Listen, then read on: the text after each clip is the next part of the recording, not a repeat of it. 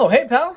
How are you? I'm fine. Thanks for asking. Now, you may not have asked with your mouth, but you asked with your mind. You know how I know that? Because I've got magic fucking powers. You know who else has magic powers? Well, our final girl in today's movie. Friday the 13th, Part 7, The New Blood. Written by Daryl Hanney and Manuel Fidello and directed by John Carl Buechler. Kane's debut as Jason brings us probably the craziest concept the series has introduced so far. We're not there. We're not at Devil Worms and Space Jason yet. Sort of harkens back to the feel of Part 4, you know, where there's like a family living in one house and then literally in the cabin, like 2 steps away, are a bunch of party-going kids who no one gives 2 craps about if they live or die. And this is exactly what happens in this movie, almost to the point that we have a blonde final girl, and that she has sort of a grudge against Jason. You know, for the most part, you could say Tina and Tommy Jarvis are interchangeable. Let's examine when this movie takes place, because that's important. You know, I've tried to approach these reviews as if they were all in-canon, continuity-based, and they all have a internal logic and reality to them, right? Let's assume they do anyway. So this one is called Part 7, and you assume it takes place right after the events of Part 6, and in a way it does. However, this movie takes place a lot later than Part 6. Let's examine the facts. Fact number 1, and this is all part of the plot as well, we see Tina in the beginning as a troubled girl. Her dad is abusive. He doesn't look like an abusive dad. He looks kind of like a milquetoast kind of dude, but abusive dad, you know, to the mom, not to her, as far as we know. And they're, I guess, spending the summer at Camp Crystal Lake. They rented a cabin. One of the opening shots is Jason, the way that Tommy left him in Part 6. You know, he's tied up with the chain. He's connected to the rock. He's still underwater. Then we see young Tina, and she uses her magic, you know, telekinetic powers to kill her dad, you know, accidentally. And for some reason, we find out later that his corpse is still there. The cops didn't come. They didn't decide, like, oh, well, should we take the body out and bury it? And the mom's like, meh. Anyway, we don't get a clear idea, or at least a number, as to how many years pass until we meet our grown-up Tina, which, you know, we can assume she's, what, 18? Let's say 18. Let's say she was 8 when, when she zapped her dad into the lake. So we are, let's say, 10 years, a little over 10 years away from Part 6. Keep that in mind. We're 10 years away from Part 6. I think stuff has basically just returned to normal. That's why Tommy isn't in this one, which I guess makes sense. He wouldn't know this is happening because Jason would not have gotten free if Tina had not returned to the lake with Bernie from Weekend at Bernie, who's also known as Terry Kaiser in real life, who is a psychiatrist, and he's studying her telekinetic powers. And he says, you know, let's go back to the cabin where, you know, your dad, died, and hopefully that'll help you get over the trauma. So she goes there with her mom and is hoping to be like, you know, like a therapy kind of session. But she gets so mad, and she looks at the lake, and she goes, Daddy! And somehow that breaks the chains binding Jason to the giant rock. He floats up to the top, and Jason's free once more to continue a rampage. Now, the only problem I have with this movie, the biggest problem I have with the movie is it almost feels like 2 movies. There's Jason killing people, and then there's Tina's trauma and her psychic powers kind of thing. So it's Carrie versus Jason, essentially. Whenever we see Tina, it's not so much, oh, Jason's out to get us, we have to hide. It's like, oh, I miss my dad, I killed him, I have trauma, all that stuff. And whenever we see Jason, he's just wandering around killing whoever he can find. He doesn't care. He has no mission except slaughter, slaughter, slaughter. And that is one of the biggest downfalls of the movies. We're introduced to all these like young kids they're throwing a surprise party for one of their friends who gets slaughtered early on. And we could care less about them. And the writing doesn't really give us a chance to even get to know them a little bit or really care about them in any way. They're either stupid, drunk, horny, or sad that they're ugly or something like that. That's just not enough. You know, I'm not expecting, Leo Tolstoy to come in and do a character rewrite.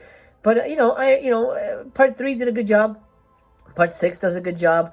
Part 4 does a good job of sort of just giving us a little bit of characterization to people, so that it's not just sort of a funhouse slaughter fest, which for the most part it is. And if you can watch it that way, then this is a flawless movie. But I'm being brutal and critical, like I said. So for me, I really wish I cared about the characters.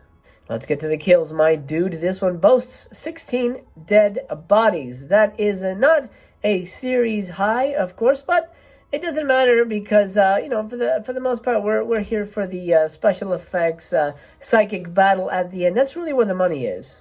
In terms of nude scenes, this movie certainly makes up for what was lacking in Part 6, if there was anything lacking in Part 6, with 2 nude scenes, technically 3. It is the same girl. She's naked in 2 different scenes. However, just for sake of clarity, we'll call it 2 nude scenes. 2 girls show their bubba boobies. One of them is Elizabeth Catane, who is from the Vice Academy series. She's in Part 3. I think she continues afterwards. I haven't watched the rest of the series, but if I remember correctly, she does become the star of the Vice Academy series. She's also in the film Necromancer, if I'm not mistaken. I think that's her in there. Beautiful girl, beautiful breasts, and she's excellent in this movie. Her acting is okay, too. Fave kill is probably going to have to go to Sleeping Bag, but I'm going to be honest, the MPAA was brutal with this movie. A lot of the kills are pretty crap. They're so quick, and they cut away so fast, you don't really get to see any of the juice or any of the payoff, and that's kind of a shame. Apparently, the sleeping bag scene went on for a minute, where there were like razor blades in the trees, and the sleeping bag was full of like bags of blood, and so Kane would smash it against the tree, and it would get bloody. There's some of that in the deleted scenes, which I'll talk about in a minute. But the way it appears in the movie now, he just hits it against the tree and drops her, and that's it. It's still a crazy kill. It almost works better in a way that it's just one brief smash against the tree. But come on, how fun would it have been to go 1, 2, 3, 4, into the tree and take a shot every time he smashes into the tree? I don't know. I just feel like it's definitely a muted kill. Overall, the movie's full of muted kills, unfortunately, because of the MPAA. But sleeping bag, I mean, it's gotta be the sleeping bag.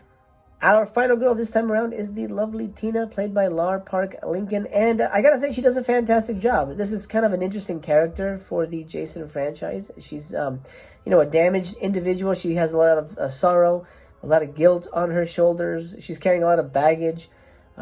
She's like a damaged individual, and she really does a good job of conveying that to the audience and to the other characters in the film, and I think because she's, doing such a wonderful job of coming across as somebody who is broken, essentially, she stands out among all the final girls as someone very unique, and also, of course, because she's got magic powers. But, for the most part, I think acting-wise, she handles herself quite ably. Now, I do have to say, in terms of final girl status, she doesn't meet Jason face-to-face, for their big final battle until an hour and 12 minutes into the movie. So keep that in mind. They're pretty much kept apart for, almost the entire film. The third act is, usually that's the formula for the movies. The final girls don't really meet Jason until the final act. But here I found it kind of surprising. I remember them having more interactions. I mean, she kind of sees Jason. She has flashes of Jason killing people and things like that.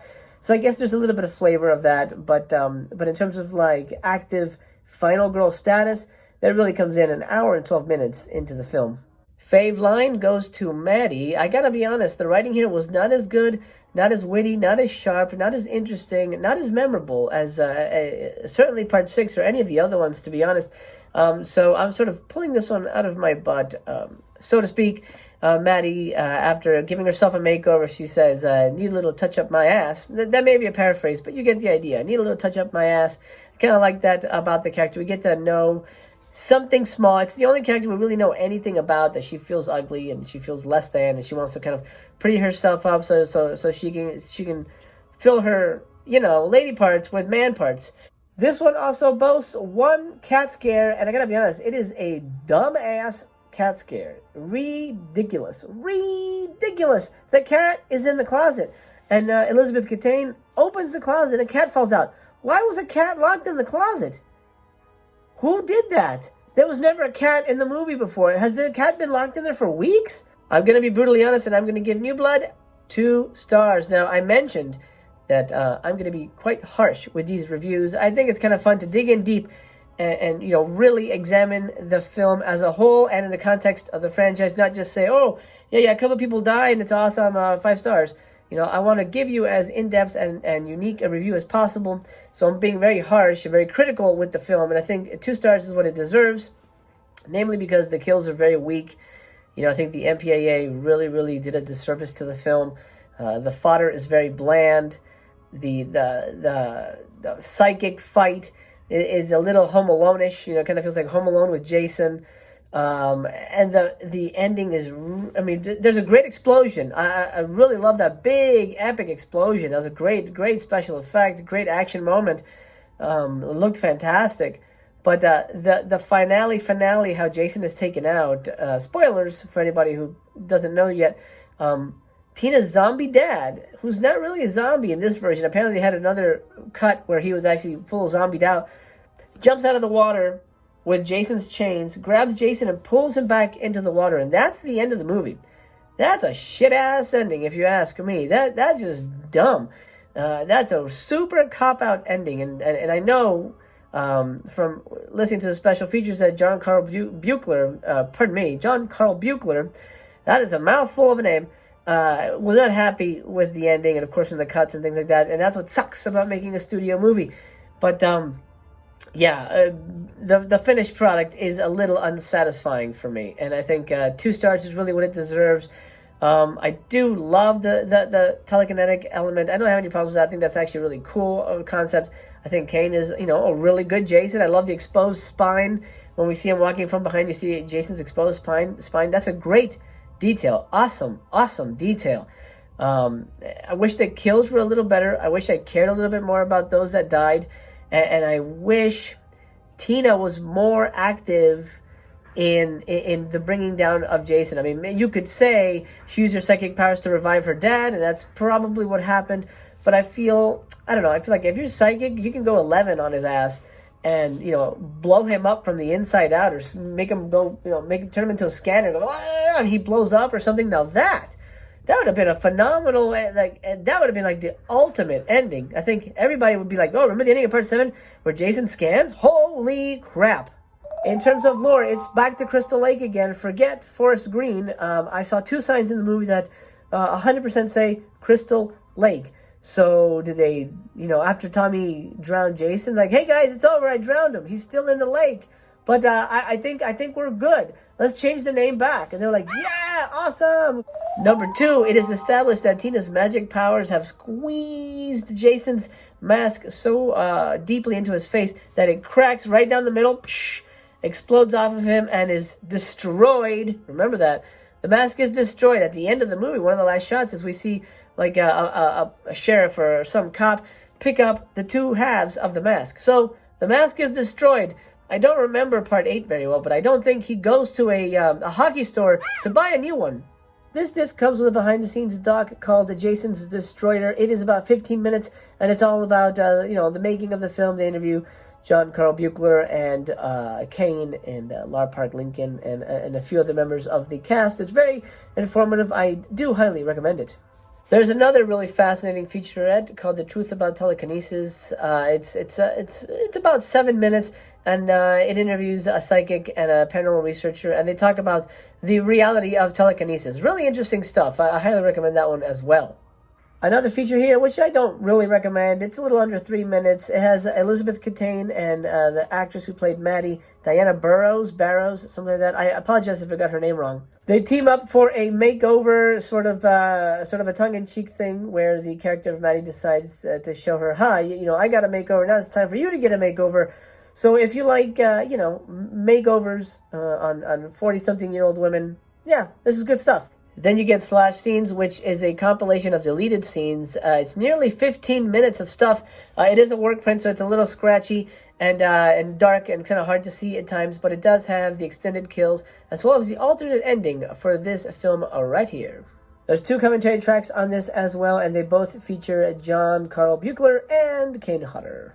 Well, that'll do, Bugaboo. I hope you enjoyed this look at New Blood. This is a film that for the most part, I enjoy. I do get a big kick out of it. I am able to sort of turn my brain off and just enjoy that nuttiness, but I also can't help myself if I'm turning my brain off. Can't help myself but being disappointed at the kills and the ending.